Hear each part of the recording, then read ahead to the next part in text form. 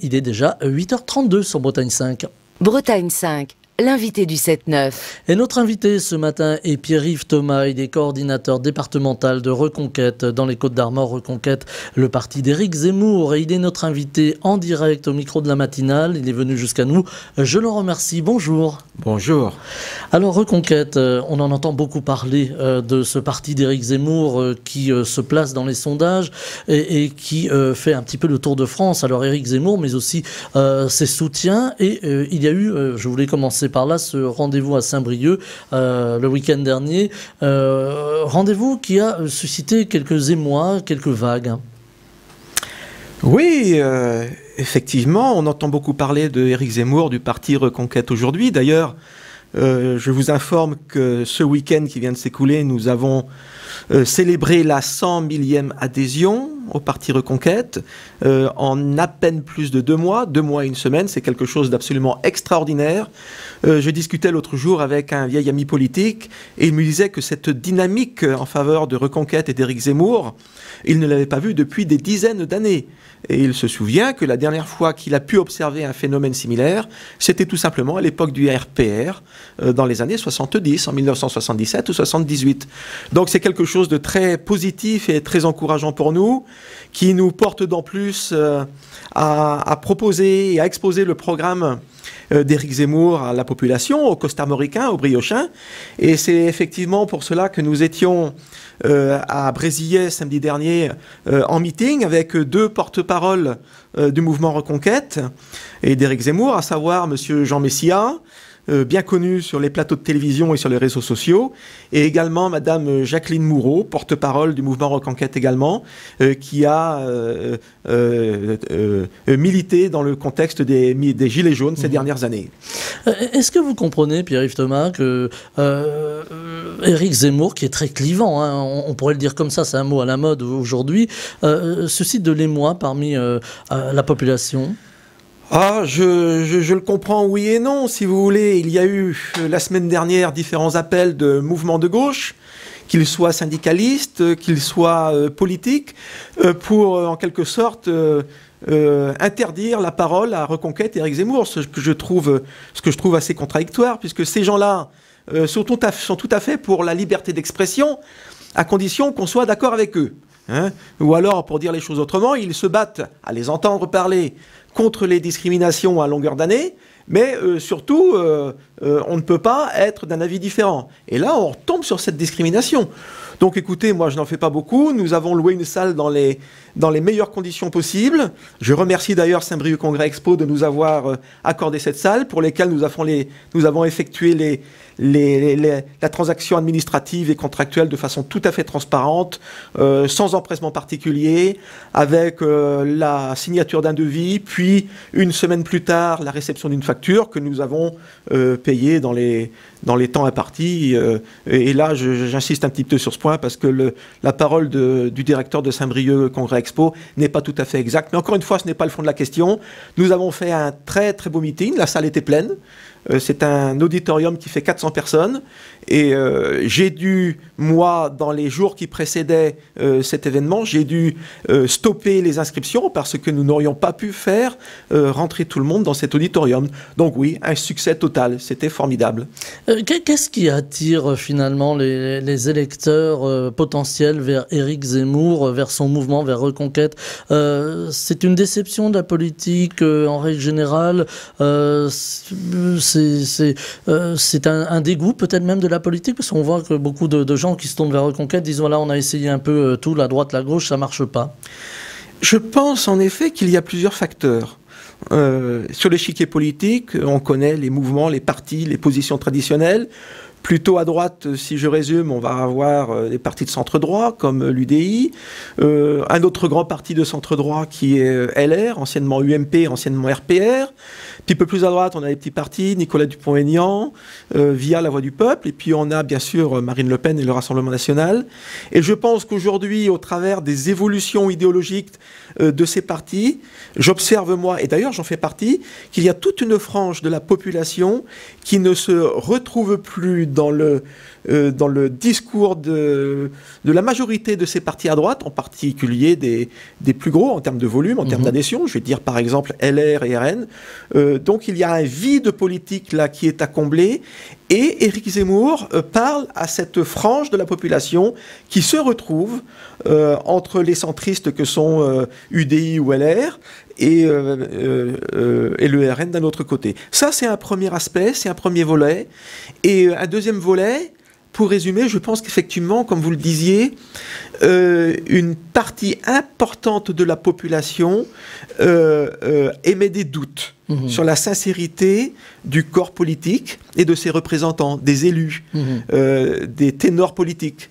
Et en réponse à cela, Éric Zemmour est quelqu'un qui est profondément sincère. D'ailleurs, il dit lui-même qu'il n'a pas cette fibre politique, ce n'est pas sa nature.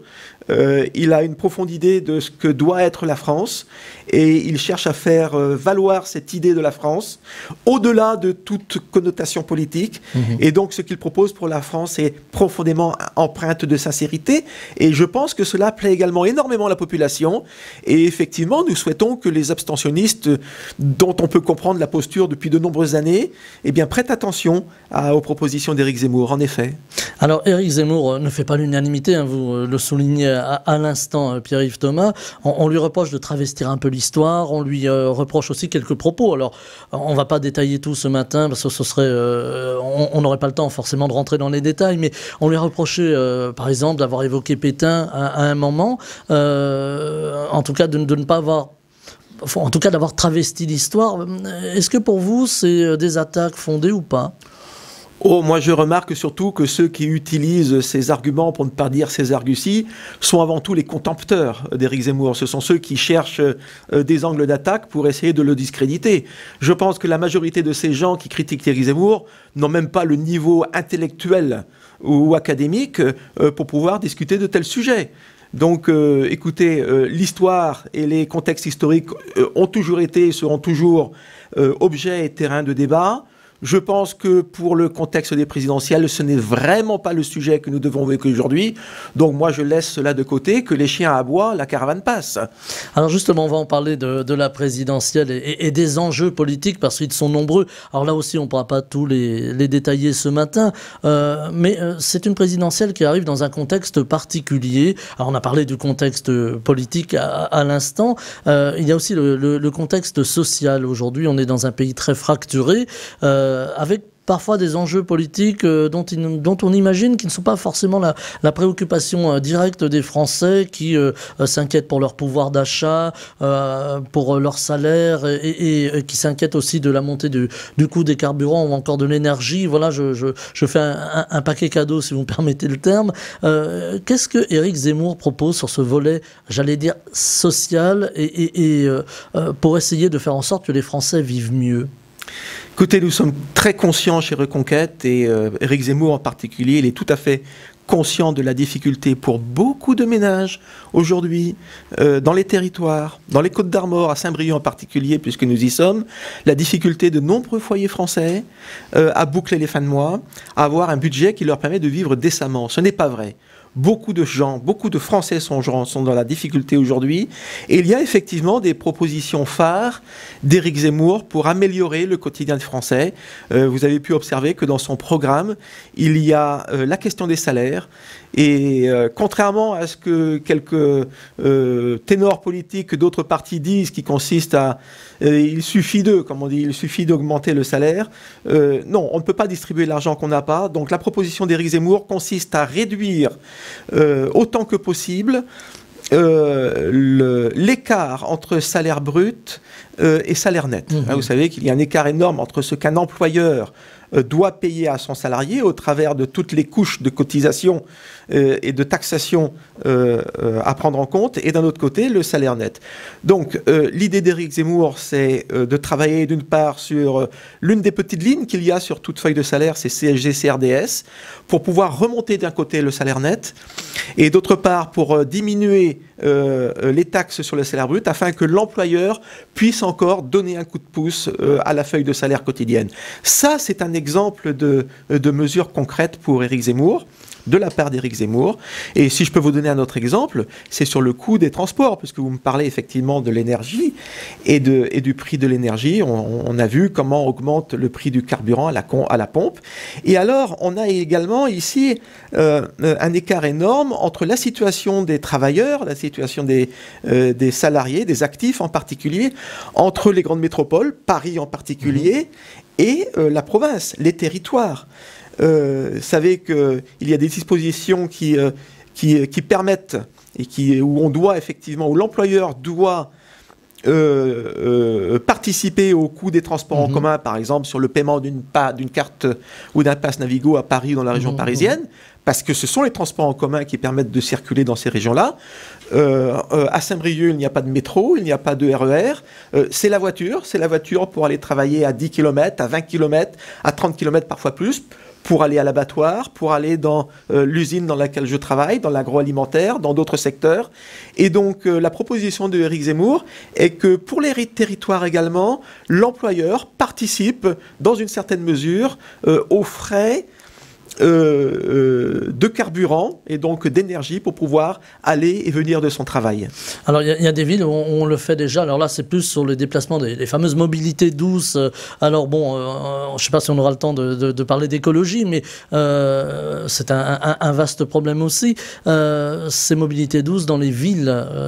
Aujourd'hui on a tendance à vouloir enlever la voiture de la ville. Puisqu'on en parle, parlons-en. Éric Zemmour là-dessus, avec Reconquête, qu'est-ce qu'il propose ?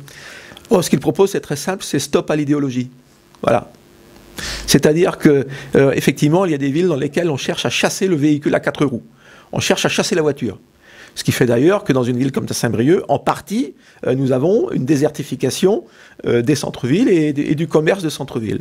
Donc Éric Zemmour dit stop, on arrête de mettre des bâtons dans les roues des véhicules à 4 roues, des voitures, permettons la circulation des voitures d'une façon coordonnée, d'une façon organisée, certes, mais arrêtons cette idéologie qui cherche à chasser les voitures au nom d'une certaine mobilité douce.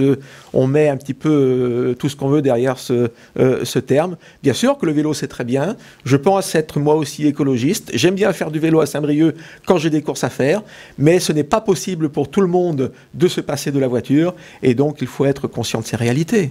Alors, sur l'écologie, il y a une urgence aujourd'hui. Le réchauffement climatique est là. On a vu Éric Zemmour prendre position finalement pour le nucléaire, pour l'énergie nucléaire. C'est aussi l'énergie nucléaire revient un petit peu en force, hein, d'ailleurs dans le programme de beaucoup de candidats. Est-ce qu'il faut arrêter les éoliennes demain, par exemple, ou est-ce qu'il faut continuer à construire des éoliennes et puis à côté de ça continuer aussi à construire ou en tout cas entretenir les centrales nucléaires?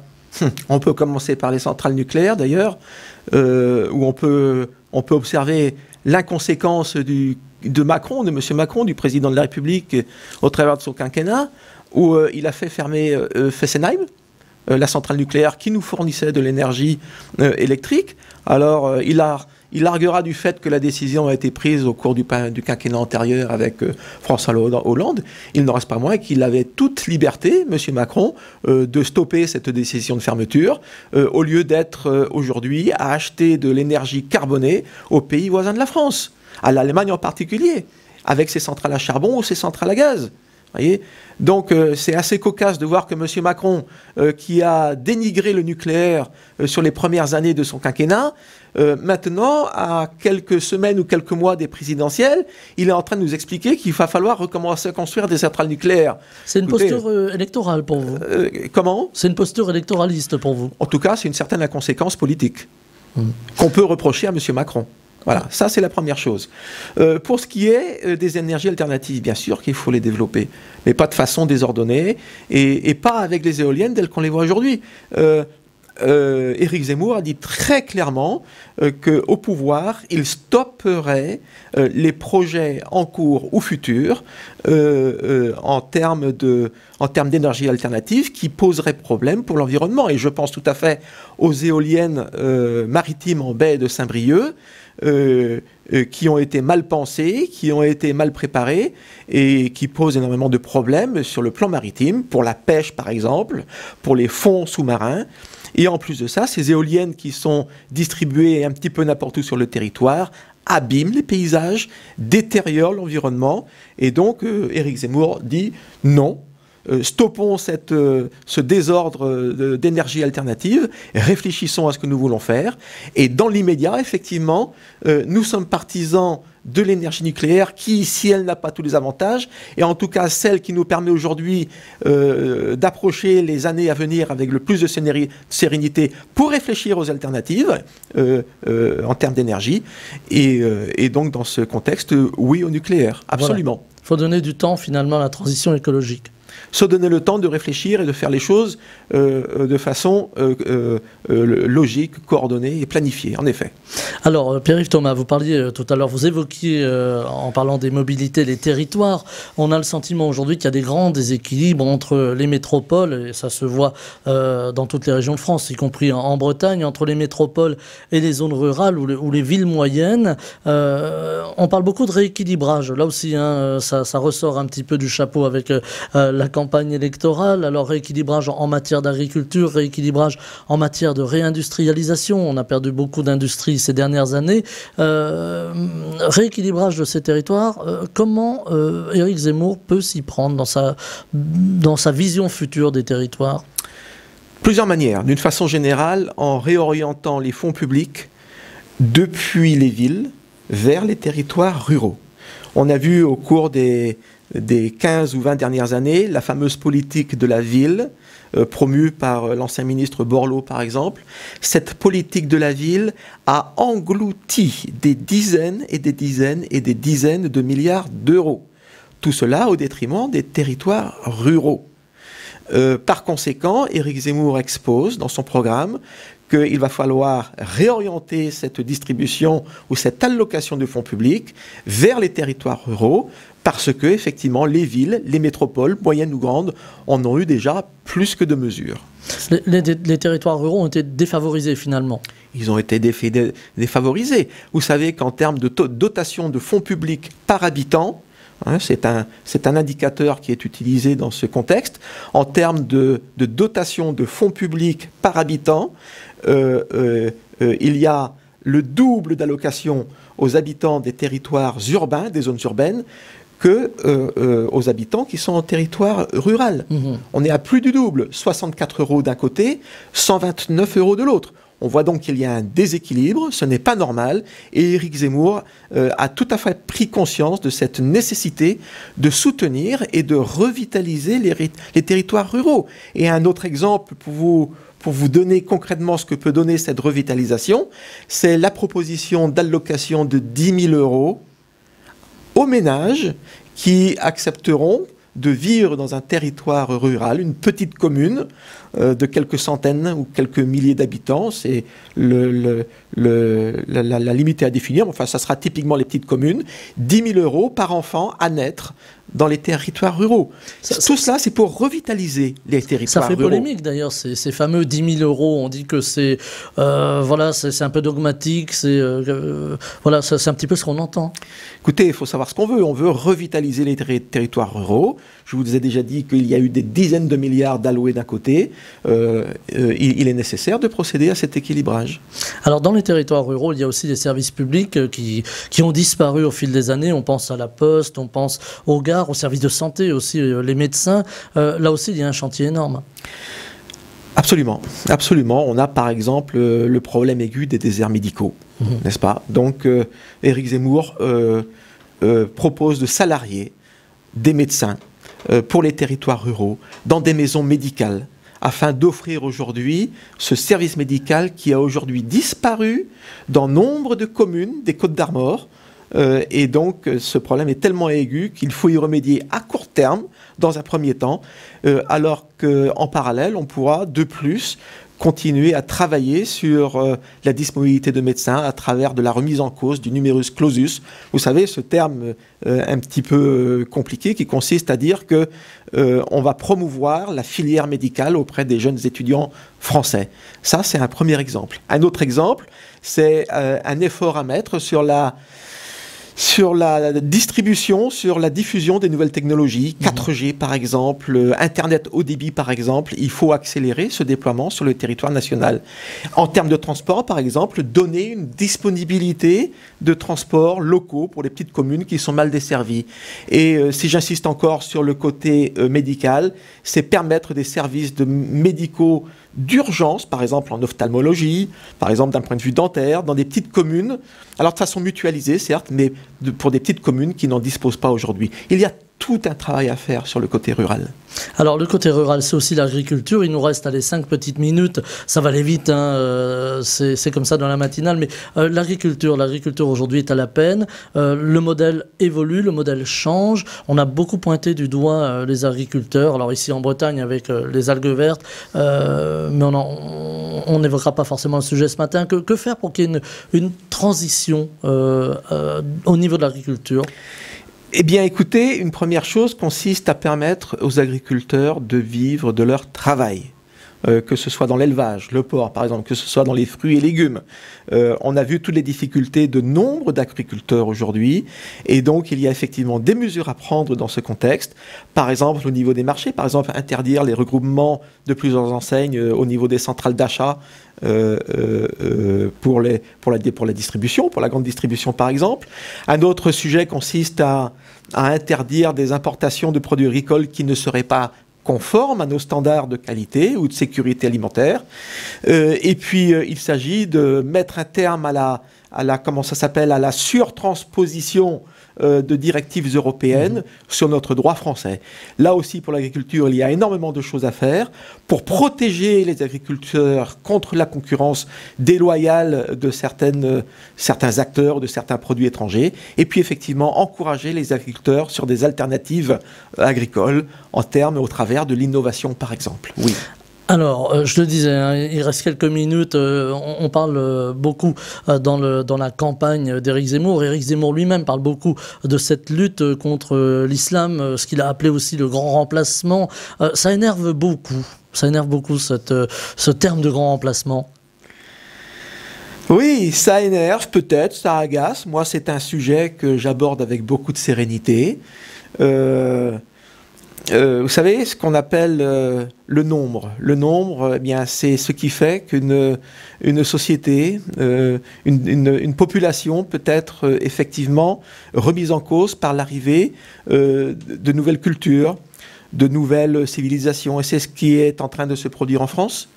J'en veux pour preuve, y compris dans les Côtes-d'Armor, l'exemple d'une commune, que je ne peux pas citer aujourd'hui, de quelques milliers d'habitants, entre 2000 et 3000 habitants, et donc les autorités sont en train de planifier actuellement l'arrivée de centaines de migrants, donc de populations venues d'autres parties du monde, dans cette petite commune de l'ouest des Côtes-d'Armor.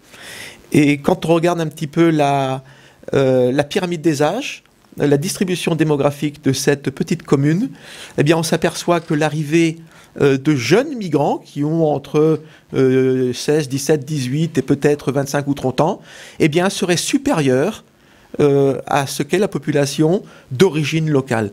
Comment peut-on appeler ça autrement qu'un remplacement de population, y compris dans nos petites communes des Côtes-d'Armor? Eh bien non, à ce remplacement, nous avons une culture à défendre, nous avons une civilisation à défendre également et de laquelle nous devons être fiers. Nous avons une histoire, nous avons un art de vivre et cela, nous devons le préserver. Alors, un dernier mot parce qu'on va devoir rendre l'antenne. On a vu que Éric Zemmour drainait beaucoup de personnalités auprès de lui. La dernière en date qu'il a rejoint, c'est Stéphane Ravier, le sénateur de Marseille. Beaucoup de personnalités qui viennent d'horizons divers, que ce soit de la droite traditionnelle ou que ce soit du Rassemblement national. Est-ce qu'aujourd'hui, Éric Zemmour est la force? Alors, on parle d'extrême droite, je prendrai ce terme.